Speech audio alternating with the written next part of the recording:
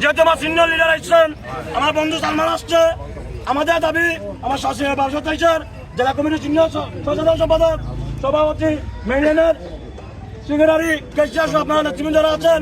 বিশেষ করে যেহেতু আমরা সিনিয়র নেতৃবৃন্দরা আসছেন, সভাপতি আমাদের কুলাউড়া উপজেলা বিএনপি সভাপতি বারবারপুর আমাদের জয়নালামুদ্দিন বাচ্চু চাচা, বিশেষ করে আপনাদেরকে একটি বার্তা দিতেছি, আজকে রাত্রে 8টা পর্যন্ত আমরা বার চাবো আমাদের দাবিগুলো আছে 5টি দাবিগুলো যদি বাস্তবায়ন করা হয় তাহলে আমরা আর কোনো ব্যারিকেড দিব না। যদি আমাদের দাবি না মানা হয় আগামীকাল থেকে অনির্দিষ্টকালের লাগে আমরা রড ব্যারিকেড অবলম্বন করবো।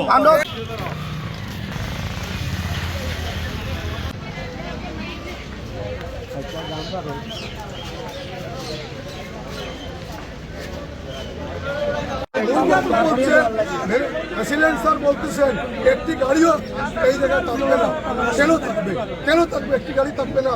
অটো রিক্সার জন্য সে রোড উন্মুক্ত দিতেছেন, কিন্তু আমাদের সিএনজির জন্য দিতেছেন না। কেন আমাদের সিএনজি মুক্ত গাড়ি পারমিট গাড়ি কয়েকটি সিএনজিকে ফাইন করেছে এবং কয়েকজনকে অ্যারেস্ট করেছিলেন।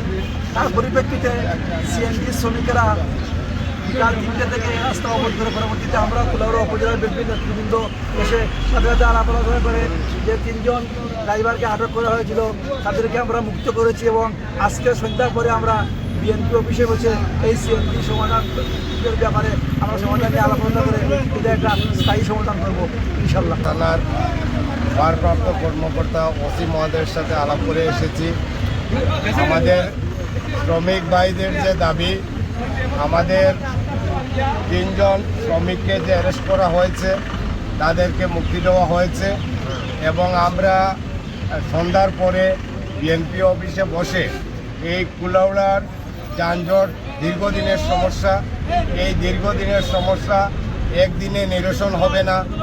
আমরা সন্ধ্যার পরে আমাদের শ্রমিক লিডার যারা আছেন, শ্রমিক ভাইয়েরা যারা আছেন, যারা নেতৃত্ব দিচ্ছেন, আমরা বিএনপির নেতৃবৃন্দরা বসে আমরা ইনশাল্লাহ একটা সমাধান খুঁজে বের করব, যাতে কুলাউড়ায় মানুষের দুর্ভোগ পোয়াতে না হয় এবং সেই দুর্ভোগ থেকে মুক্তি পেতে হলে আমাদের শ্রমিক ভাইদেরকেও আমাদের সাহায্য করতে হবে এবং কুলাউড়াবাসীর যত সমস্যা আছে আমাদের শ্রমিক ভাইদেরকেও দেখতে হবে।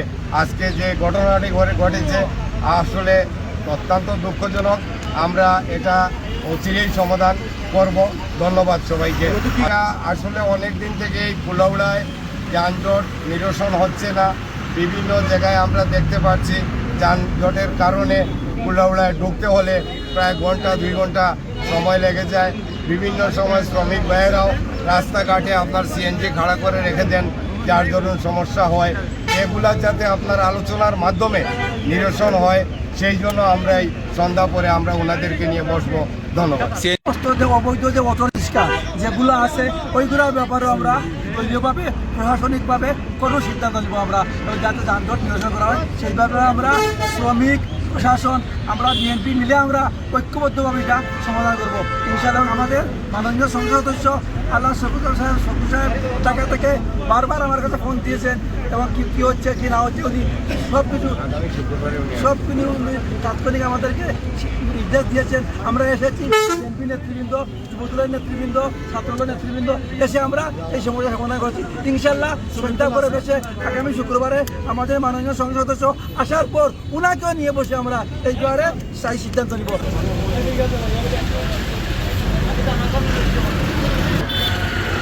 প্রশাসন কর্তৃক একটি পদক্ষেপ গ্রহণ করা হয়েছে, সম্ভবত জরিমানা। এটাকে কেন্দ্র করে আমাদের শ্রমিক ভাইয়েরা কুলাউড়া চৌমুনিতে এখানে তারা প্রায় দুর্ভোগ অবস্থান নিয়ে এক পর্যায়ে একটু অচল অবস্থার সৃষ্টি হয়েছিল। আমি তাদের সাথে কথা বলে মানুষ যাতে দুর্ভোগে না পড়ে এই মানুষের যাতায়াত বন্ধ করে অবস্থান নেওয়া, এটা মানুষ কষ্ট হবে, মানুষের কষ্ট লাঘব করে যে কোনো বিষয়ে আমরা বসে আলোচনা করে আমরা সমাধান করতে পারি। যানজট মুক্ত রাখতে কুলাউড়ার সাধারণ মানুষের চলাচলের স্বার্থে প্রশাসন কর্তৃক সর্বদলীয়ভাবে বিভিন্ন সময় বিভিন্ন পদক্ষেপ গ্রহণ করা হয়েছে, কিন্তু কোনো পদক্ষেপই কাজে আসে না এবং পদক্ষেপ কার্যকর হয় না। আমরা এবার প্রশাসন সহ সিদ্ধান্ত নিয়েছি যে অবশ্যই আমরা যানজট নিরসনের জন্য, সাধারণ মানুষের দুর্ভোগ লাঘবের জন্য এবং মানুষের সাধারণ চলাচল নির্বিঘ্ন করার জন্য আমরা যে কোনো উপায়ে প্রশাসনের এই পদক্ষেপকে আমরা কোনোভাবে সফল করব। তবে অবশ্যই আমার পরিবহন শ্রমিক ভাইয়েরা যারা রয়েছেন, পরিবহন শ্রমিকের নেতৃবৃন্দ যারা রয়েছেন, তাদেরকে নিয়ে 2টা গাড়ি থাকবে এবং এই 2টার প্যাসেঞ্জার যখন নিয়ে আউট হবে আরও 2টা ইন করবে। দয়া করে পরিবহন শ্রমিক নেতৃবৃন্দ এবং শ্রমিক ভাইদেরকে আমি লাইভের মাধ্যমে বলছি, প্রশাসনের এই সিদ্ধান্তকে আপনারা গ্রহণ করুন